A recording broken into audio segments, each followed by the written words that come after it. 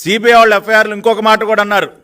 నిన్న ఎప్పుడైతే మాకు ఇంటర్పోల్ సమాచారం వచ్చి ఈ రకంగా భారీ ఎత్తున డ్రగ్స్ బ్రెజిల్ నుంచి దిగుమతి అవుతా ఉన్నాయి, ఈస్ట్ అనే పదార్థంలో కలిపి ఈ డ్రగ్స్ని దిగుమతి చేస్తూ ఉన్నారు అని సమాచారం వచ్చి విశాఖపట్నం పోర్టుకు వచ్చి ఈ కంటైనర్ అంతా కూడా వాళ్ళు తనిఖీ చేసి శాంపుల్స్ అన్నీ కూడా టెస్ట్ చేస్తూ ఉంటే ఆంధ్రప్రదేశ్ చెందినటువంటి కొంతమంది ఉన్నతాధికారులు వచ్చి అడ్డం పడ్డారంట.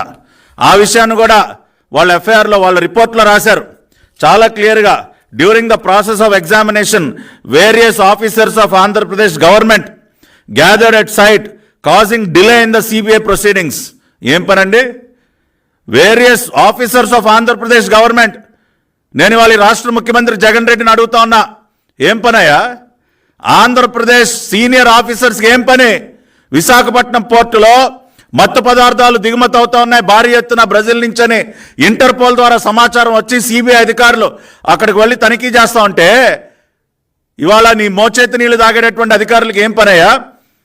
During the process of examination various senior officers of Andhra Pradesh government gather at site causing delay in CBI proceeding. CBI వాళ్ళు తనిఖీల కార్యక్రమానికి ఎందుకు అడ్డం పడ్డారండి?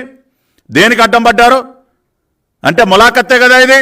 అంటే మీకు ముందే తెలుసు ఒక కంటైనర్లో 25,000 కిలోలు డ్రైడ్ ఈస్ట్ రూపంలో దానిలో మత్తు పదార్థాలు హెరాయిన్ కానీ కొకైన్ కానీ కలిసి ఉన్నటువంటి మత్తు పదార్థాలు కలిపి ఉన్నటువంటి డ్రైడ్ ఈస్ట్ బ్రెజిల్ నుంచి దిగుమతి అవుతుందని మీకు తెలుసు. తెలిసి నిన్న హైరాణ పడిపోయారు. తాడేపల్లి కొంపలో కూర్చున్నటువంటి సైకో జగన్ రెడ్డి, ఆయన దొంగల ముఠ, ఈ డ్రగ్ మాఫియా అంతా హడలిపోయారు.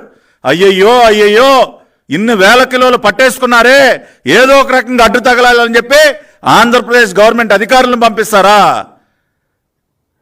ఆంధ్రప్రదేశ్ గవర్నమెంట్ అధికారులను పంపించి సిబిఐ వాళ్ళకి అడ్డు తగిలే ప్రయత్నం చేస్తారా? సిబిఐ వాళ్ళు వాళ్ళ రిపోర్ట్లో రాశారు,